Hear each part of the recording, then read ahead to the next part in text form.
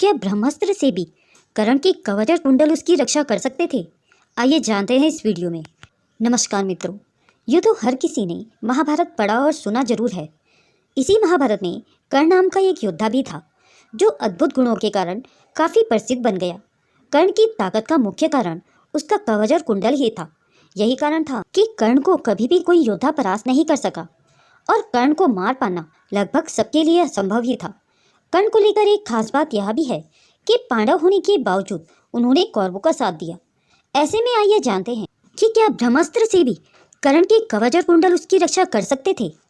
महाभारत के अनुसार कर्ण का जन्म सूर्यदेव के आशीर्वाद से हुआ था। सूर्यदेव ने कर्ण को दिव्य कवच और कुंडल दिए थे। ये कवच और कुंडल बहुत खास थे। कवच ऐसा था कि उसे कोई भी अस्त्र और शस्त्र नहीं तोड़ सकता था। सूर्यदेव ने कर्ण को वरदान दिया था कि जो भी इस कवच और कुंडल को तोड़ेगा उसकी मृत्यु हो जाएगी। इस कारण कर्ण के पास यह कवच और कुंडल बहुत ही शक्तिशाली थे। वे जब तक ये कवच और कुंडल पहने रहते थे तब तक कोई भी उन्हें पराजित नहीं कर सकता था। कर्ण के कुंडल सूर्य के समान चमकते थे। इन कुंडल में दिव्य ऊर्जा संचित थी जिससे कर्ण को बहुत ताकत मिलती थी। यह ऊर्जा कर्ण की शक्तियों को बढ़ाती थी और उन्हें बड़े से बड़े युद्ध में भी जीत पाने वाली ताकत देती थी। कुंडल के कारण कर्ण का आत्मविश्वास बहुत ही मजबूत था जिससे वह किसी भी चुनौती से नहीं डरते थे। कर्ण के कवच और कुंडल की दिव्य शक्तियों के बारे में महाभारत भगवान कृष्ण द्वारा अर्जुन से कही गई बातें जो द्रोण पर्व के अध्याय 180 में है। हे धनंजय, वह कर्ण जिसकी शक्ति अस्त्र घटोत्कच के कारण निष्फल हो गया, पहले ही युद्ध में मारा जा चुका समझो।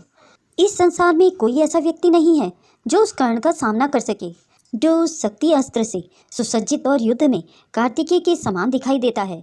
सौभाग्य से उसका कवच छीन लिया गया, सौभाग्य से उसके कुंडल भी छीन लिए गए और सौभाग्य से उसका अचूक शक्ति अस्त्र भी घटोत्कच के कारण निष्फल हो गया।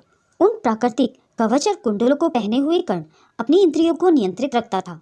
अकेले ही तीनों लोगों को देवताओं सहित पराजित कर सकता था। ना ही वायु, ना ही जलों के देवता वरुण और ना ही यमराज, कोई भी उसका सामना नहीं कर सकता था। वास्तव में यदि वह मनुष्यों में श्रेष्ठ कवच और कुंडल धारण किए हुए होता तो ना तो तुम जो कि गांडीव को धारण करते हो और ना ही मैं जो अपना सुदर्शन चक्र उठाता हूँ युद्ध में उसे पराजित कर सकते थे। अब क्या आपको लगता है कि श्री कृष्ण झूठ बोलेंगे? भगवान कृष्ण ने स्पष्ट रूप से कहा है कि कवच और कुंडल धारण किए हुए कर्ण को कोई भी पराजित नहीं कर सकता। इसका अर्थ यही है कि कोई भी अस्त्र और शस्त्र या कोई भी अन्य शक्ति कर्ण को कवच कुंडल के साथ नहीं मार सकती थी, फिर चाहे वह ब्रह्मास्त्र क्यों न हो। जब कर्ण कवच और कुंडल धारण किए रहता था तो कोई भी दिव्य अस्त्र उसका कुछ भी नहीं बिगाड़ सकता था।